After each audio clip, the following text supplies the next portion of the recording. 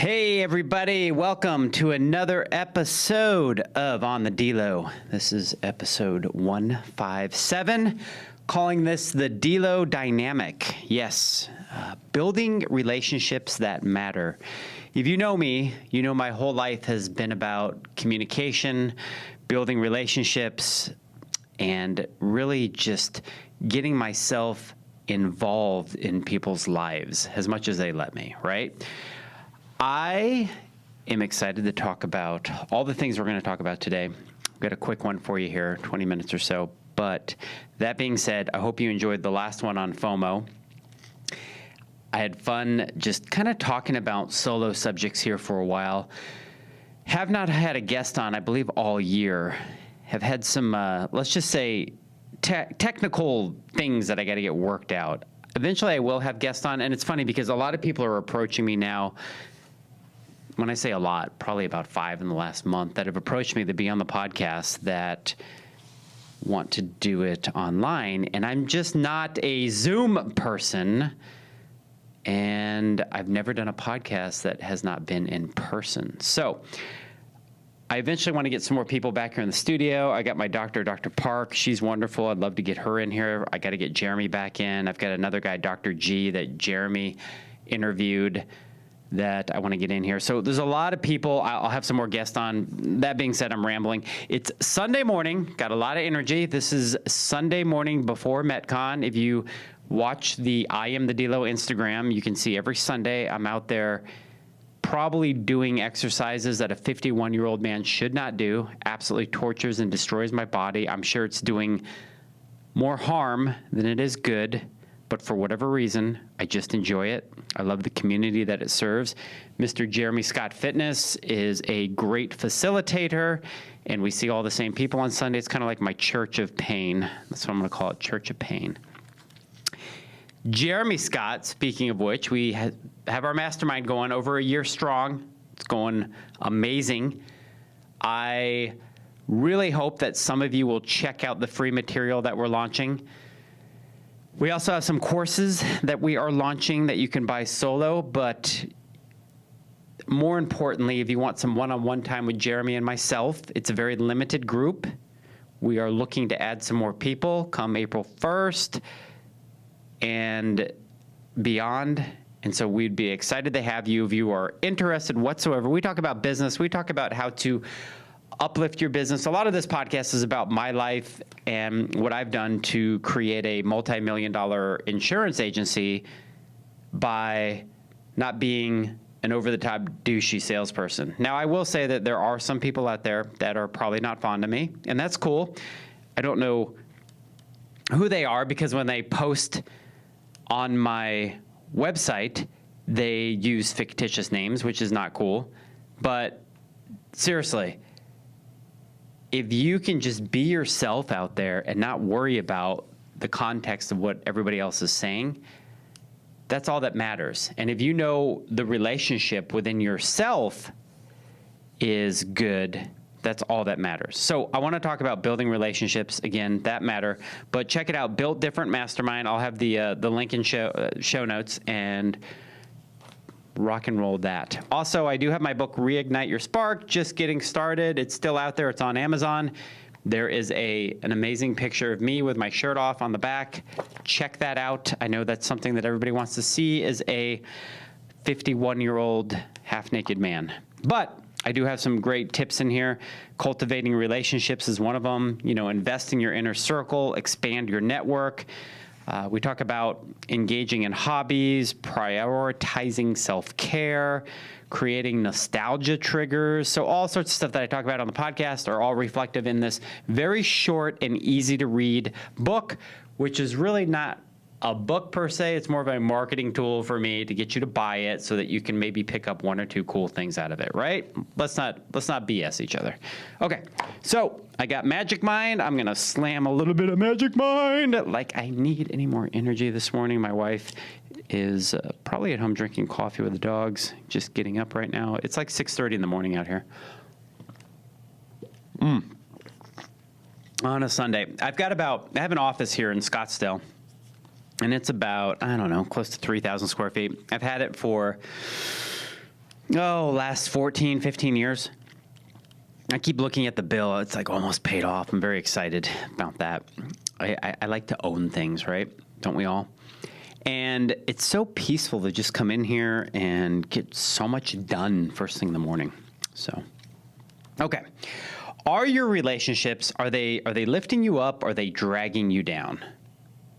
I want you to think about that. Think about the relationships that you have. Think about the top 10 people that you come in contact with on a regular basis every day or every week. And think about, and whether this is family, people in your office, people just in your social settings, maybe at your pickleball tournament, right? When you engage with these people, do they give you the energy or do they take the energy away? Okay? And before you go to engage with these people, but you know that you're going to go and either talk to them on the phone, see them in person, go to lunch, is the first thing in your mind like, I really don't want to be here. I don't want to be with this person. This is just something that is taking away my life force. And we all have those people. And sometimes, unfortunately, it can be family, and you feel obligated to have to go, have to do, and you put no parameters on the relationship or on your own, let's just say, mental health with the relationship. So hypothetically, if you had a mother-in-law that you basically couldn't stand, but you love them because they are part of the family and they are part of your wife's family, right? And the person's not a bad person.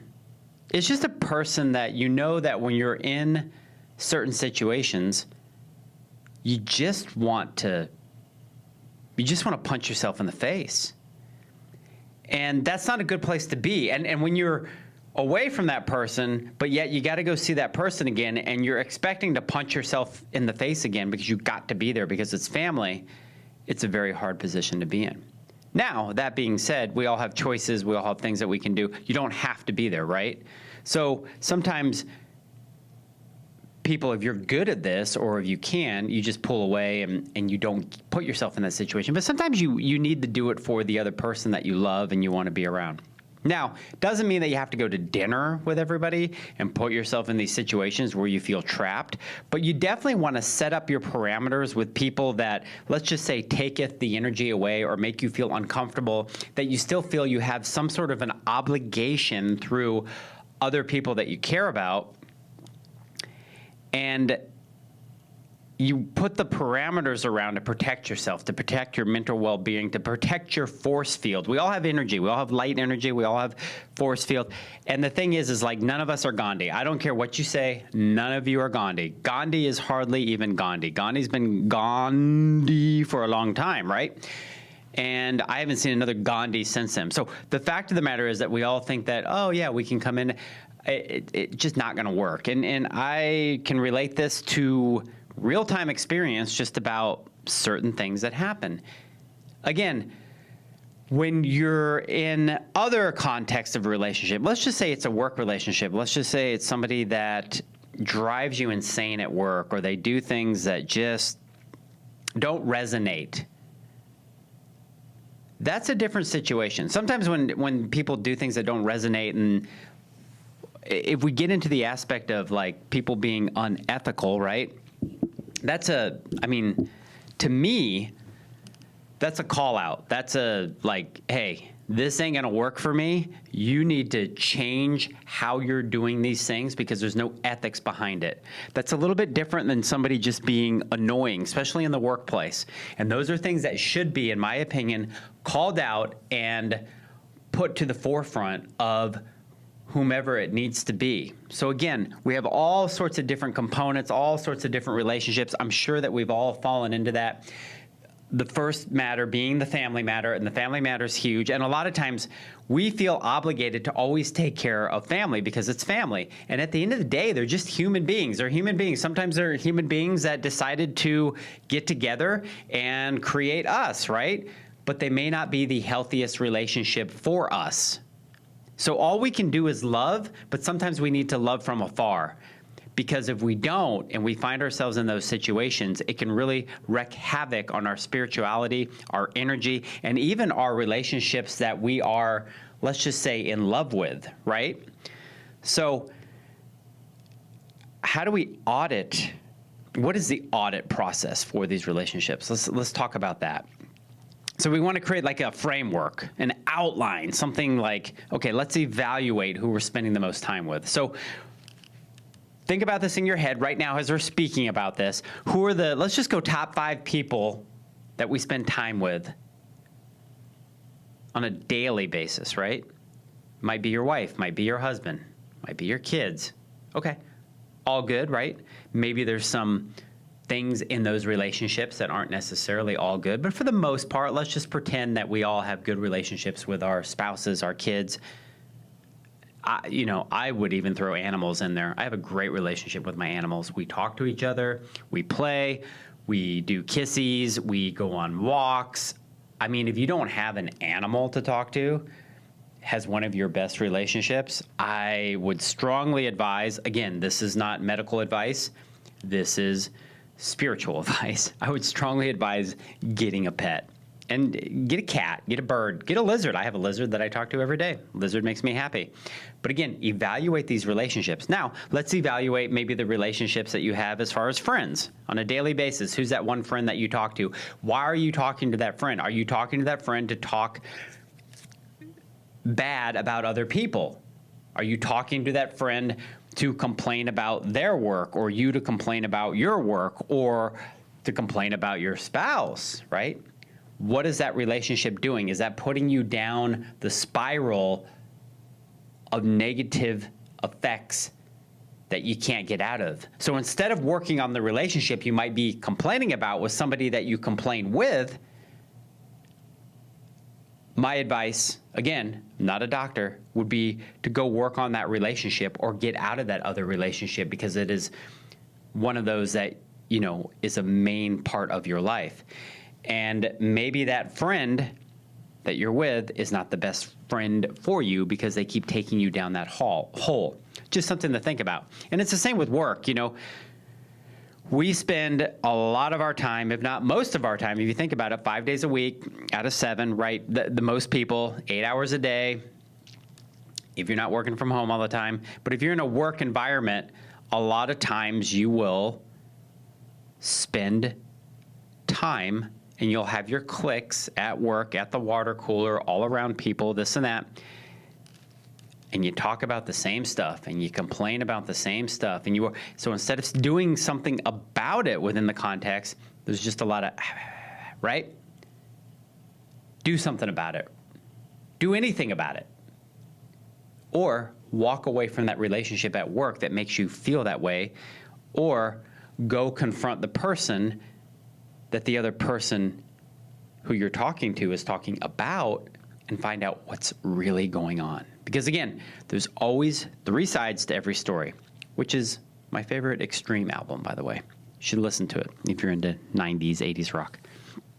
Okay, so now we want to reflect on these relationships. And again, we want to see how these people make us feel. Do we feel energized?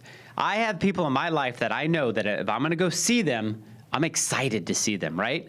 I get very energized when I get to go see Jeremy Scott. Jeremy's got a completely different personality for me, but I like being in his presence because it's positive, it's energetic, we share a lot of stuff, we're building a life, right? He's building his, I'm building mine. Together we're building, a community. That's exciting to me. I get excited when I get to go home at work and see my wife and kiss her and share my day with her, and vice versa. I get excited when I get to go see my dogs. I get excited when my kids come back from school, or my other one who works here in the office with me every morning when I see him in there, working away. I get excited about all this stuff. I get excited to go to breakfast, see my dad. Those are all great things. Now, when do I feel drained? Sometimes I just feel drained when there's certain people in my life, sometimes clients, sometimes let's just say other vendors that are trying to promote their companies to me because they want business, they want my relationships with the good people that I know. The last thing I'm going to do to a vendor or to somebody that is always complaining about life or how they don't get business or how they don't do stuff, last thing I'm going to do is introduce them to my relationships that are strong and steady and happy, because I don't want that to be a reflection of me. And that's one thing that people got to be very careful about, in my opinion. It's about sharing your Rolodex, right? I have worked 25 years very hard in an industry and in insurance to create relationships with people that trust me. And when you loosely give out, let's just say, names and numbers and information on those people that trust you to other people that may not utilize it in the same dynamic. Again, we're talking about the Delo dynamic that you have. You jeopardize those relationships, in my opinion. You do, because then they see these other people as a reflection of you because it came from you. It all stems from, when you go back to one of the podcasts, I talked about the power of the referral, right? Relationships are no different. They're referrals. They're referrals of other human beings to other human beings to create that energy and to create that persona that you, like them, are that same energy, that same flow. And again, if you go down the toilet hole, right, of negativity, sometimes it's very hard to climb up the drain and get out of the bowl, okay, onto the earth, onto the flat ground, so you can let that energy flow out to get the good stuff in, right? And then on the opposite level, if you're in flow and you've got energy, you're attracting those energetic people in your life. You're attracting them to come in. And then they will attract other energetic people that will come in. And you're always forming these new, amazing relationships. And then you go through the process, right? You look at the relationship, you evaluate, you reflect after you've been with them for some time.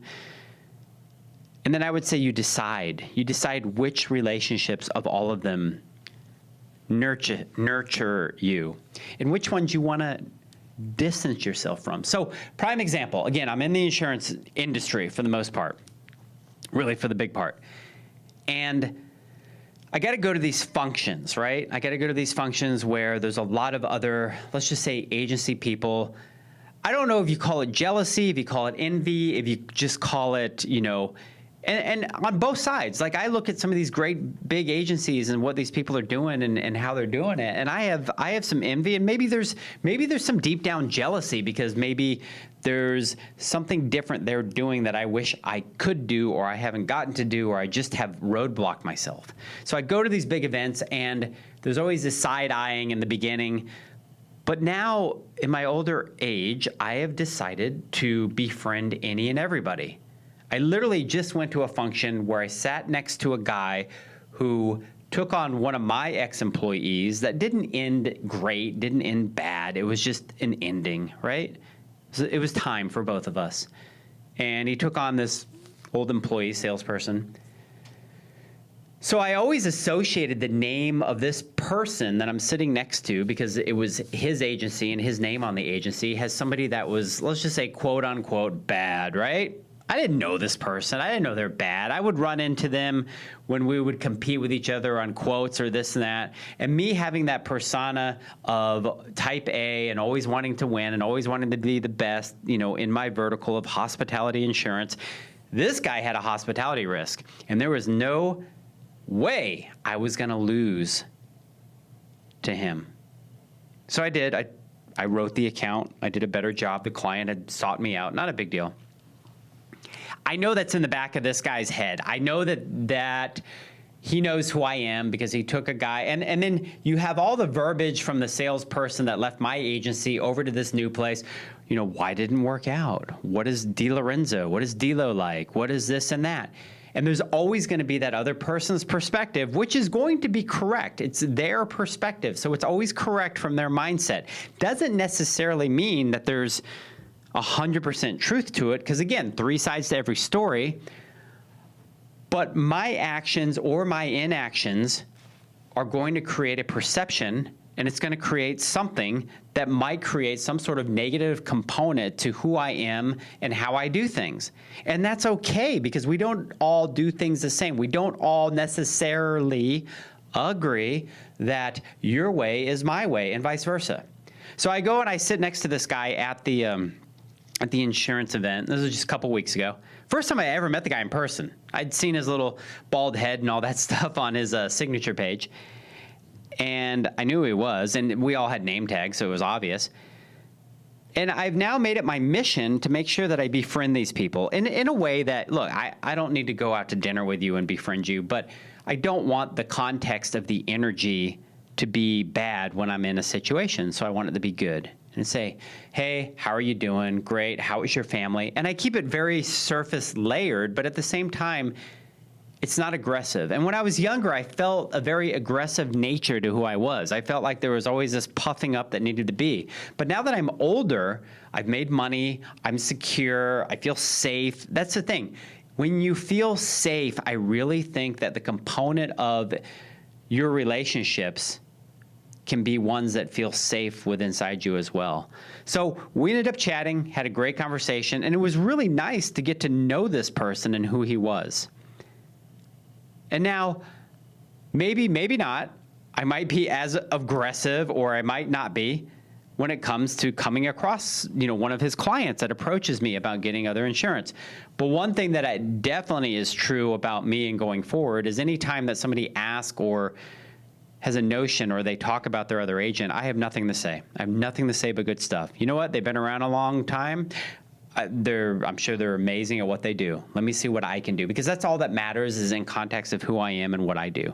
So again, going back to decide, you have to decide which relationships you nurture, which ones you distance yourself, and which ones you let go of. So in this case, I nurtured this a little bit, but I've also let it go.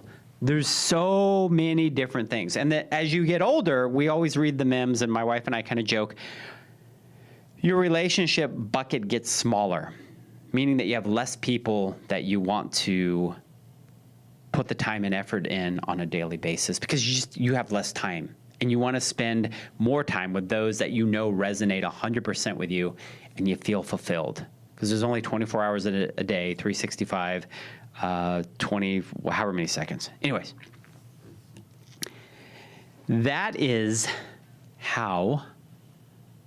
Oh, the other thing I heard too, I'm paraphrasing here, but Alex Hermosi had just posted something that resonated as well. I saw a lot of people repost this, but the fact of the matter is some of your best relationships are the ones that you don't talk to those people that often. So take it out of your daily, your weekly, maybe it's a monthly sort of thing. And why is that? And he made the point that most other really good people, they're really busy. They're busy with their families, with their work, with their hobbies, with their passions. So when you do get together with them, okay, even though it's on a limited basis, it does fulfill you. It does give you that energy. And, in the same breath, it may only be an hour a month. I have a good friend, Danielle. Danielle works in the insurance industry with me. She is a mentor of mine. She crushes it. I would say probably the top woman in insurance. Probably one of the top, not even woman, probably one of the top humans in insurance. This lady gets it done, okay? But she's had a lot, against her. A lot that she's had to overcome because she has been a woman in a traditionally fat white man, industry. Just call it out how it is. Insurance is traditionally just fat white men just doing stupid stuff. And Danielle is a serial killer. She has been kicked, beaten, and gotten back up from the ashes, and I have so much respect for her. And so I might see her once every 2 months, but it's fulfilling to me. It's fulfilling to both of us. We mentor each other, and we know that we're there for each other in this relativity of energy and business aspect. So it's a good, let's just say, comparison of relationships that we all have that are out there that come into our lives when we need them, how we need them. So I want you to think about your own experiences, maybe a time when you realized certain relationships weren't serving you anymore, and just think about how people connect with the vulnerability and authenticity of who you are. So I'm going to encourage you just to audit your relationships. Maybe write down your inner circle, kind of do like a little graph, and then write down your outer circle. And maybe some of those people in your outer circle, you want to pull into your inner circle. But when we don't take inventory of something, we don't really know what we have, right? It's kind of like when you open the fridge and you're like, whoa, got no food left. So you go write down a list of what you want, and you figure out those friends and those relationships that you want to put in your hypothetical fridge. And you always want to have a surplus of them, because those are the things that you enjoy, and those are the things that make you feel good and that you can digest, hopefully. So because you're building something great within yourself, okay, you want to not get stuck in your past, and you not want to be around those people that are dragging you down. Duh, right? We all say that. But really understanding and taking evaluation of what that means is so important, okay? So remember, humans can be like stock investments. I know this sounds crazy, but if you're invested in the market, or let's just say real estate or whatever it is, look at your top 5 investments. Are those investments paying off? Just like your friends. Are those relationships paying off for both parties where there's that equal exchange? And when you are able to talk to people openly about finances and fitness and careers, and you're able to do it without any sort of hidden agenda to take from them, other than the fact that you're taking what you give. When you give, they give back, and you're both equally taking from each other, which is absolutely just amazing. Amazing to me. So when you look at the influence, mindset, energy, and overall success of relationships, you want to make sure that you find friends that inspire you to be better, to take risks, to stay disciplined in the way that you want to be disciplined, and that they feel your growth. We're all here to grow. I'm a 51-year-old man, and literally, as the book says, just getting started. I'm just looking to grow more and more with those people in my life that I have now.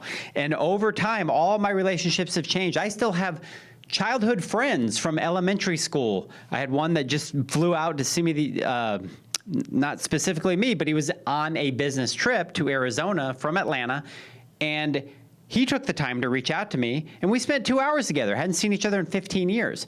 That was a positive, beneficial, exciting relationship, to catch up about old times, to talk about 1988 when we went to go see Van Halen, OU812 together at concert. Things that I didn't even remember, but he remembers, and I had things that I remembered that he didn't remember. How exciting and cool is that? Doesn't mean that I have to be in that person's life every day. Once every 15 years, it hits me pretty good. I got other childhood friends on group texts that I talk to.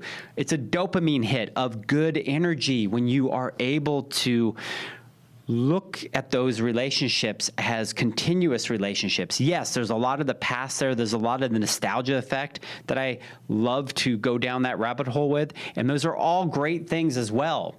And the combination of all that is really what provides, to me, a fulfilling amount of energy and love and passion within my gut, within my life, within the fact that I'm living in a positive vibration of people that have come into my life to give me that. And that is so cool. So I want to end on this. Do your relationships align with who you are becoming, where you're going? Remember, we've talked about this before, seasons of life. What season of life are you in? As I joked with my wife the other night, it's 7 o'clock. We got to get home. We were just out for my youngest son's 21st birthday. We started dinner at 5. We wish we had started at 4, but they weren't quite open yet. And to get a 21-year-old and his 23-year-old brother and his girlfriend out for a 4 o'clock dinner was kind of tough. So 5 o'clock, we negotiated. 7 o'clock, we're done. It's getting loud in there. There's a bachelorette party behind us. It's nuts, right? And my wife and I look at each other, time to go. and it's already dark. I don't like driving in the dark. Yes, I am officially an old person that doesn't want to drive in the dark. I got cut off 3 times at 7:30 at night. It's just nuts. And it's our season of life. It is what it is. So it's kind of like, these are my kids, and I would do this for them. But if I was in relationships with other people that their whole life revolved around going out, starting dinner at 7, staying out, drinking, like I don't drink anymore, not of interest, those relationships are not going to fulfill me. Doesn't mean that those people are better or worse or anything, or I don't want to have a relationship, but I need to have a relationship on an equal ground with them. And I know if they do have some sort of contextual, some sort of idea of who I am and they want to be a part of me, they'll go join me for coffee during the day. And it's something that we both enjoy. So really just look at the people around you, find out who energizes you, who encourages you, and how, if they don't necessarily live your lifestyle, because your lifestyle is not the right one, theirs is not the right one, it's the right one for them and it's the right one for you. But there's always going to be middle ground if that relationship's going to work. And find that middle ground and enjoy it and make sure that you utilize that time to the best of both of your abilities, okay? Grab a notebook, write down your relationship audit, figure out who's in your corner, create that bubble. I would love to hear in comments, okay, who has done this. Because I have a whiteboard over here and I do it all the time. And the circle is changing all the time, not for anything more than life is always evolving and always changing. And right now, I feel I'm in a really good place. So I hope that you are too. So please share any of your stories. Reach out to me if you want to talk about relationships. I'm going to write a book based on relationships. Again, I built a whole business on this. And a lot of my clients, customers, friends, I put them all CCR, right?